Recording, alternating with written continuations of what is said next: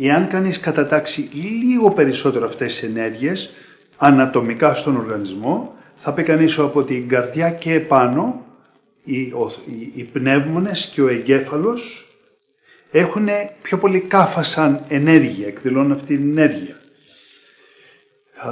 Πώς την εκδηλώνουν? Οι πνεύμονες φερρυπίν έχουν πάρα πολύ βλένη. Εάν κρυώσουμε, βήχουμε και βγάζουμε βλένη. Βεβαίως και ένα πνεύμα αέρα, και κανείς σκέφτεται λογικά, μα έχουν αέρα οι πνεύμονες. Όχι, αέρας είναι η λειτουργία τους. Να εισπνέουμε και να εκπνέουμε. Αλλά η δομή τους έχει πιο πολύ βλένη, ώστε καθώς μπαινοβγαίνει ο αέρας, να προστατεύονται οι βρόχοι και να μην τραυματίζονται από τη ροή του αέρα, να μην γίνονται όπως ο φλοιός των δέντρων, που καθώς φυσάει ο αέρας, γίνεται τραχής ο φλοιός και άγριος. Και έτσι σκεφτείτε με όλη αυτή την εισρωή αέρα, εάν γδερνόντουσαν οι βρόχοι συνέχεια, δεν θα μπορούσαμε να επιζήσουμε. Και έτσι οι πνεύμονες έχουν βλένη. Και αυτή η βλένη συνολική, αυτή η δομή, λέμε ότι έχουν πιο πολύ κάφα. Επίσης ο εγκέφαλος. Ναι, μεν ο εγκέφαλος στέλνει τον ηλεκτρισμό για τα πάντα, αλλά η δομή του εγκεφάλου είναι πιο πολύ λιπαρές ουσίες. Είναι μυελίνη, είναι διάφορες λιπαρές ουσίες, η γλία που λέμε, που είναι σαν μονοτική ταινία γύρω από καλώδια. Και έτσι, επειδή ο εγκέφαλος έχει αρκετό κάφα, μπορεί να στέλνει ηλεκτρισμό με ακρίβεια. Και μπορεί να μην το ξέρετε, αλλά ο εγκέφαλος είναι αναίσθητος στον πόνο. Εάν τσιμπήσεις τον εγκέφαλο με κάτι, δεν νιώθεις τίποτε. Και έτσι λοιπόν η δομή του εγκεφάλου, αν τη δείτε, είναι σαν τυρί, είναι σαν τόφου. Είναι λιπαρές ουσίες. Και η δομή των πνευμών είναι βλένη. Αυτό είναι το κάφα. Το πίτα είναι ανάμεσα στον αφαλό και στην καρδιά. Εδώ είναι όλα τα όργανα που μεταβολίζουν. Είναι το στομάχι, είναι το πάγκρεας, είναι ο σπλήνας, είναι το ύπα. Είναι η μηχανή μας εδώ πέρα. Ανάμεσα στον αφαλό και στο διάφραγμα.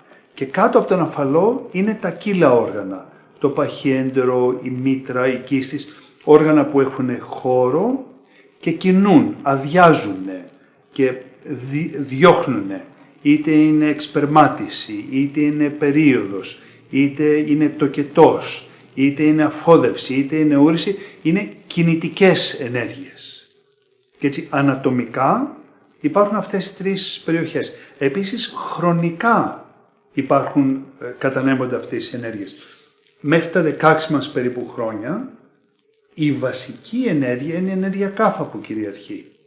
Διότι εκείνη την εποχή πρέπει να πάρεις ένα βρέφος που είναι 3 κιλά και να το κάνεις 70 κιλά. Χτίζει το σπίτι του εκείνη την εποχή.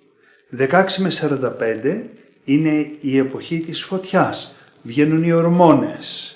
Το αγόρι γίνεται άντρας, το κορίτσι γίνεται γυναίκα, περίοδος, τεστοστερόνη, έρωτας, πανεπιστήμια, ταραχές, θέλεις να μάθεις τα πάντα, θέλεις να κάνεις λάθη. Όλα έχουν φωτιά.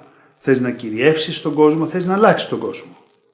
45 και μετά εκλεπτύνεσαι. Η φωτιά ησυχάζει λίγο και θεωρητικά, αν είσαι υγιής, ανεβαίνει ο αέρας. Οπότε όλα γίνονται λίγο πιο λεπτά. Απολαμβάνεις πιο πολύ τη μυρωδιά των πραγμάτων. Δεν σημαίνει γερνάς, αλλά εκλεπτύνεται η όλη σου ενέργεια. Η μέρα επίσης και η νύχτα έχουν διαφορετικές ενέργειες. Το πρωί 6 με 10 υπάρχει αυτή η πρωινή δροσιά πριν να φτάσει ο ήλιος ψηλά στον ουρανό. Όλα είναι λίγο πιο αργά. 10 με 2 μεσουρανεί ο ήλιος. Ανεβαίνουν τα γαστρικά υγρά, πεινάς, θέλεις να κάνεις πράγματα. 2 με 6 κουράζεσαι λίγο, θες να ξεκουραστείς λίγο. Το ίδιο η νύχτα. 6 με 10 είναι σαν να ξανανεβαίνει η ενέργεια. Ξεκινάει άλλη ενέργεια. 10 με 2 το βράδυ ενέργεια πίτα. Μπορεί να έχετε παρατηρήσει, μπορεί να νηστάζετε ας πούμε σε 9,5 ώρα. Αν μείνετε ξύπνιος στις 10, 10 και μισή, ξεκινάει μια άλλη ενέργεια που σας τραβάει μέχρι τις 2 το πρωί. Και μετά πηγαίνει στο κρεβάτι σου εξοντωμένος κατά τις 2 και 10 τα ξημερώματα. 2 με 6 πάλι το βράδυ ανεβαίνει η ενέργεια βάτα. Είναι η ενέργεια που αν έχεις άσθμα, χειροτερεύει το άσθμα εκείνη την ώρα.